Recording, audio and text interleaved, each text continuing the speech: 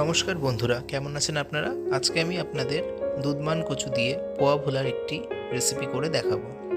তার জন্য এখানে আমি নিয়ে নিয়েছি পোয়া ভোলা। তার মধ্যে দিয়ে দিলাম নুন, দেব তাতে হলুদ গুঁড়ো 1 চা চামচ, আর তাতে দেবো আমি লাল লঙ্কার গুঁড়ো, সেটাও দিয়ে দেবো এখানে আমি 1 চা চামচ। লাল লঙ্কার গুঁড়োটা আমার দেওয়া হয়ে গেছে। এবারে আমি এতে দেবো জিরের গুঁড়ো 1 চা চামচ, আর ধনের গুঁড়ো দেব 1 চা চামচ। ধনের গুঁড়ো, জিরের গুঁড়ো, লঙ্কার গুঁড়ো, হলুদ গুঁড়ো আর নুন দেওয়া হয়ে গেছে। এবারে আমি দিয়ে দেবো এর মধ্যে সর্ষের তেল। সর্ষের তেলটা আমি এর মধ্যে অ্যাড করছি, দিয়ে এটাকে আমি ভালো করে মেখে নেব।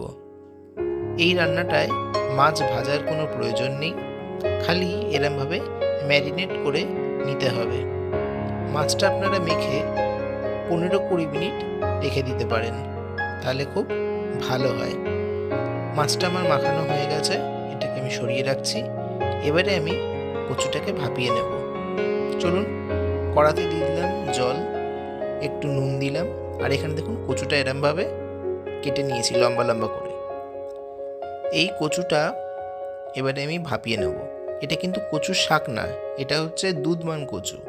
এটা আপনারা বাজারে পেয়ে যাবেন, দেখবেন সরু সরু লম্বা লাল রঙের দেখতে হয়। এটা কিন্তু লাল রঙের কচুর শাক কোনো মতেই নয়, দুধমান কচুর জাত একদমই আলাদা। এটা বরিশালের রেসিপি, আমি আজকে আপনাদের করে দেখাচ্ছি। তাতে আমার তেল দেওয়া হয়ে গেছে। তেলটা গরম হয়ে যাওয়ার পর দিয়ে দিলাম কালো জিরে, দিয়ে দেবো টমেটো কুচি। টমেটো কুচিটাকে হালকা আমি নেড়ে নেব। নেড়ে নেওয়ার পর এর মধ্যে আমি দিয়ে দেবো ভোলা মাছ, যেটাকে আমি মাখিয়ে রেখেছিলাম। একটা একটা করে খুন্তির সাহায্যে আমি পুরো মাছটাকেই দিয়ে দেব। মাছটা আমার দেওয়া হয়ে গেছে। এবারে এই মাছটাকে আমি ভালো করে মশলার সাথে মিশিয়ে নেব।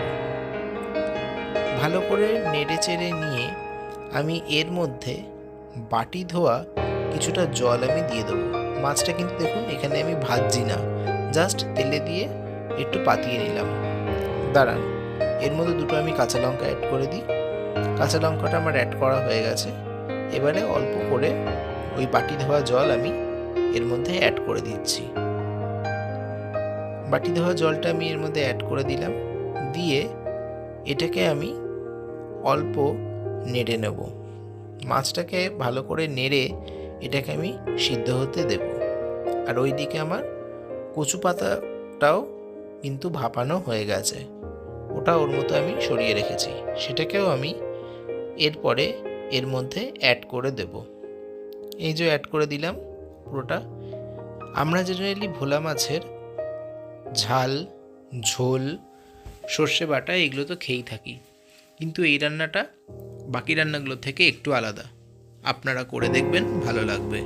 এই রান্না আমার দিদা করতো, এখন আমার মাও করে, তো সেই রান্নাটাই আমি আপনাদের সাথে শেয়ার করছি। এই মাছের ঝোলটা কেবলমাত্র ভাতের সাথেই ভালো যাবে, খুব তেল মশলার প্রয়োগ নেই এই রান্নায়।